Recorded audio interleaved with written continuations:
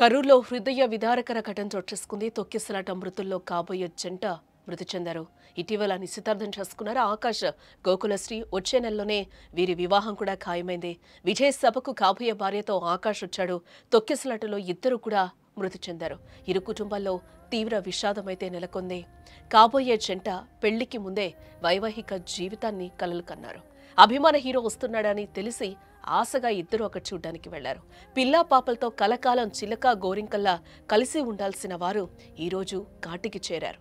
నెల రోజుల్లో పెళ్లి డప్పులు మోగాల్సిన వారింట చావు డప్పులు మోగుతుంటే ఆ కుటుంబ సభ్యులు భరించలేని బాధను ఎదుర్కొంటున్నారు. కరూరు విషాదగాథల్లో ఇదొక హృదయ విదారకర విషయమని కూడా మనం చెప్పుకోక తప్పదు.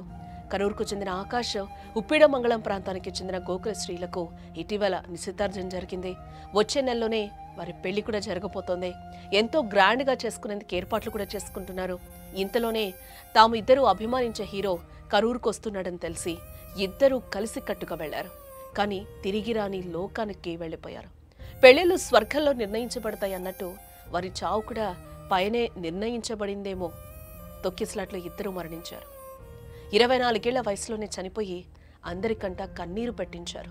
మీరు చూడొచ్చు, వాళ్ళ ఫోటో కూడా మనకి కనిపిస్తోంది. ఆకాష్, గోకులశ్రీకి కూడా వాళ్ళకి నెక్స్ట్ మంతే వివాహం కూడా జరగబోతుంది. అందరూ కూడా ఇంట్లో పెళ్లి పనుల్లో నిమగ్నమై ఉన్నారు. ఈలోపు వాళ్ళు అభిమానించే హీరో వస్తున్నాడు సభా ప్రాంగణానికి అని చెప్పి కూడా గోకులశ్రీతో ఆకాష్ చెప్పడం జరిగింది. ఇద్దరం కలిసి వెళ్ళి చూసొద్దామని అనుకున్నారు. ఆ సభాస్థలికి వచ్చారు. అక్కడ అనుకోకుండా ఆ సభ జరిగే టైంలోనే అక్కడ ఒక ఘోరం జరిగింది. ఆ విషయం మనకు అందరికీ తెలుసు. ఇందులో చిన్న పెద్ద, పిల్లలు పెద్దలు అనే తేడా లేకుండా చాలా వరకు చనిపోయారు. దీంట్లో కాబోయే జంట వీరిద్దరూ కూడా. ఇది కూడా అందరికీ కంట నీరు తెప్పిస్తోంది.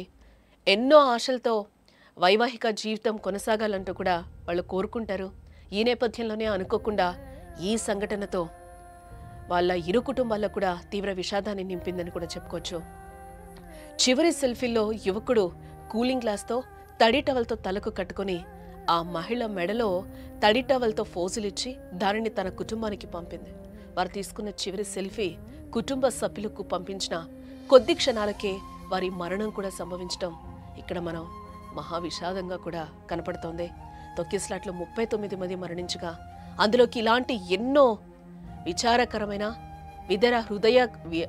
హృదయ విదారకరమైన సంఘటనలు కూడా హృదయాన్ని ద్రవింపచేస్తున్నాయని కూడా చెప్పుకోవచ్చు.